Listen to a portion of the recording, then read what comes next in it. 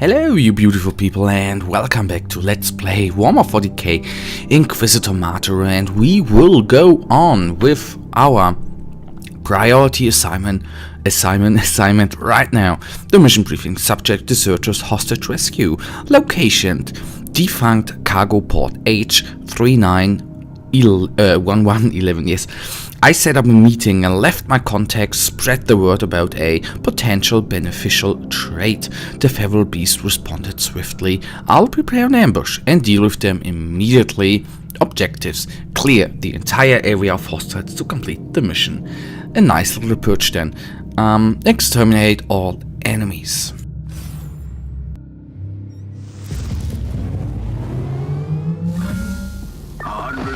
Worlds, 100,000 walls.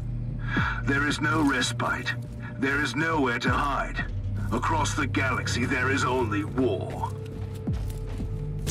And he is correct there. And there we have my nice little hotshot. The new weapon we have found in the last episode. So let's see how long we are actually going to keep it.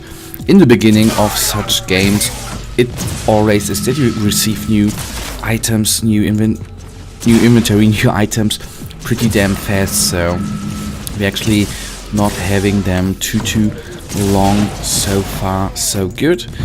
Our power rating is a little bit above this mission.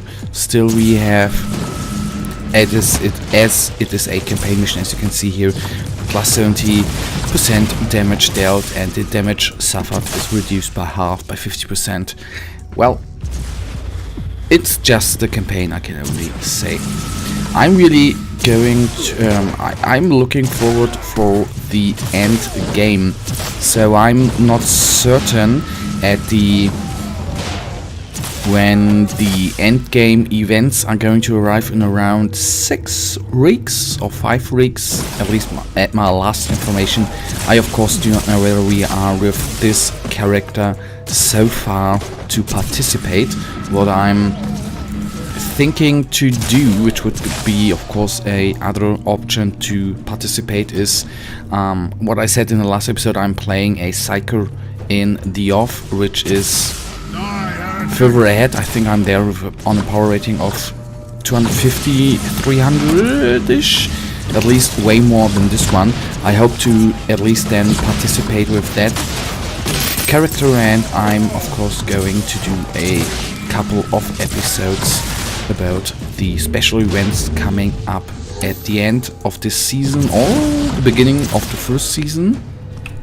I don't know yet how to put that in the right words, but there we will see some end content in a couple of weeks. I hope. I'm working on that pretty hard, and I hope I can then show you some end game things plus special events in special videos coming up in a couple of weeks.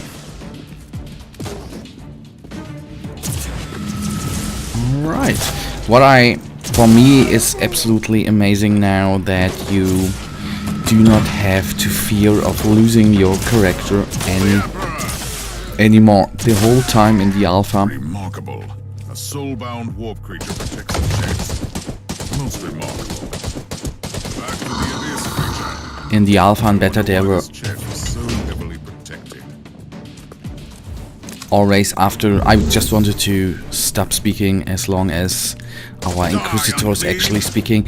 What I wanted, the point was, in the alpha and beta, as you probably know, there were very often character wipes with big updates, so you lost your whole progression. I'm so glad right now that we can play our characters and nothing is going to happen to them, and you can slowly progress and don't have to start over all the time again. I think that is really damn nice.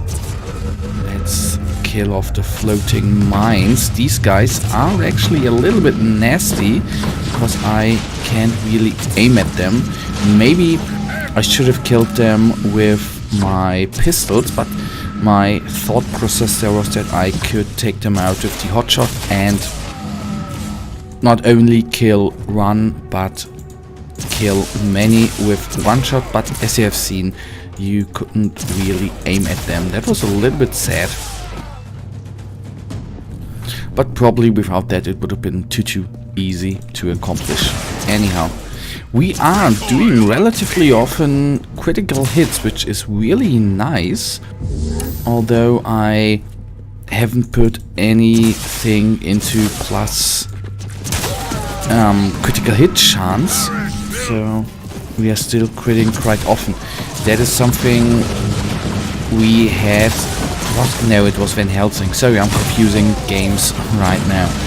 With my Van Helsing character, I had actually, I think, quite a high critical hit chance. So nearly every hit was a critical hit, which I do not know whether you can accomplish that in this game, and if that is a powerful build to go for. But let's see what the future brings in this game. To be honest, stats wise, I am right now not certain where we are going to go. That is, I hope, a thing which is going to crystallize over the time I play this game. On one hand with the Psyker, on the other hand with this guy. And then we will find out which stats we are going to go for. I guess in the end game it's going to be more important than right now. I don't even know whether it's viable to go, for example, for critical hit chance and plus damage, whether that is a good way to go. You know, my logic dictates me to go first of all there, because we have to go there in.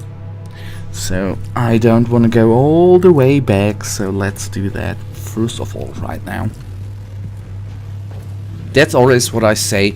I have a favorite mission type, that is the Stolen Relic mission type. I absolutely love it.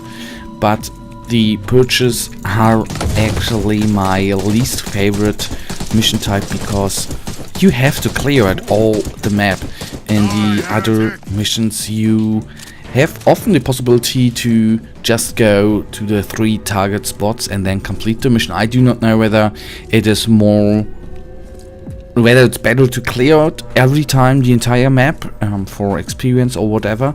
I don't even know whether you get much experience for clearing out the whole map, so there I'm still having to find some measurements. And as always, if you have anything to say about what I'm doing wrong, what you would do better, what you would do in that situation, if you have anything, then just leave me a comment. I always say positive and negative criticism, comments, whatever you want to call it, are always great in order to improve. And that is what I definitely want to do video-wise and of course game-wise. So we have nearly cleared out all the map, and that was the right decision to go back, because now we do not have to go there in the end just for one Ogren. That would be really bad. I think and I hope that that is going to be the last room. And that is a new one for the normal missions. It looks absolutely amazing, though I don't know what this machine is actually doing, but I guess it's going to do something very useful. So as you can see, I was wrong. It is not the last room, but I assume it's one of the last room. Let's give him a nice little headshot, which did not do much damage. Come on, go down, go down, go down. And that's another thing I love about this game, are the indestructible environment. So there is always something breaking in the back, in the front, wherever, and that is really nice, as I think. Although at one point, which I am a little bit disappointed about, is the tactical factor. At least at the beginning, I don't even know whether they said that's going to be in the release version or is going to be otherwise in the release version. When I saw the first trailers of this game, it was a little bit saying it's a tactical shooter. And that's the penitence for my greed. And for me, the And that's since the beginning of the alpha version actually. The taking cover part was not always necessary and more in the background than in the foreground. You see the little explosions when we are being shot. I think that looks so nice. That is a little bit sad. I'm, as you might see, I'm, especially now with this mission being a little bit easier than normally, I normally in this game do not take any cover. Maybe that's the reason why I died so often in the more difficult missions, but technically it is not really necessary.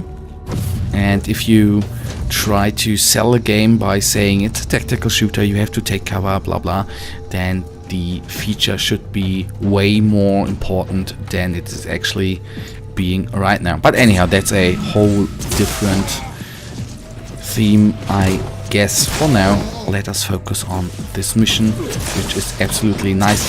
And here, I think the darkness level of this current of this void ship is actually quite amazing, which brings the niceness of the explosions, how they are looking like, really puts it to the foreground. And that's something I said as well, that I was a little sad that the first trailer for the alpha, or the announcement trailer, was way more darker. It was really dark, as I actually,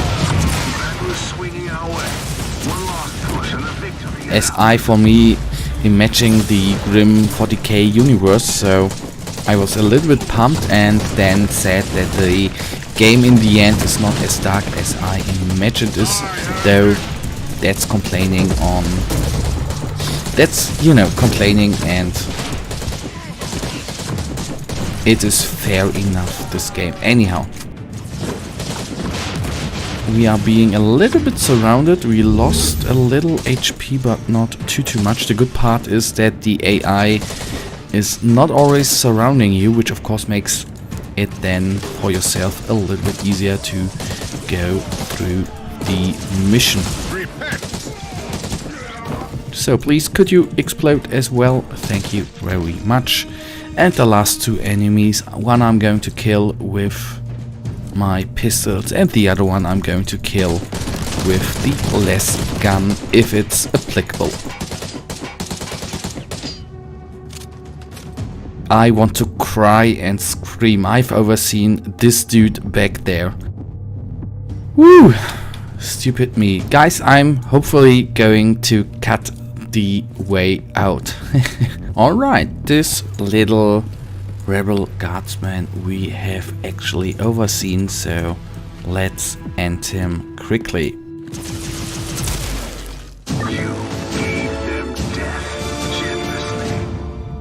Thank you very much, mate.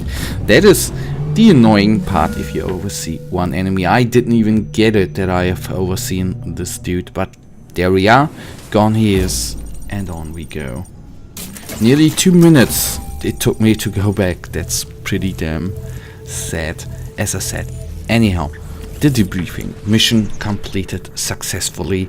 I have anti-Imperial elements in custody. I won't rest until they have seen the errors of their ways and revealed where their main hideout of the feral beast is located. Next steps.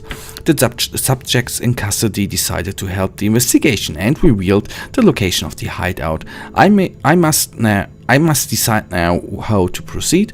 I could lure out the feral beast with a well-placed but fake distress signal. I could attack their hideout and eliminate the shameful deserters on my own. I lure out the feral beast by sending a fake distress call to their hideout. While the main forces are away, I'll send an extraction team for the kidnapped tech priest. I go with the second one. Because, you know, why not? Invincible, complete 25 missions without dying. Okay. Kill 200 champions, enemies, 250, sorry. Alright, fair enough.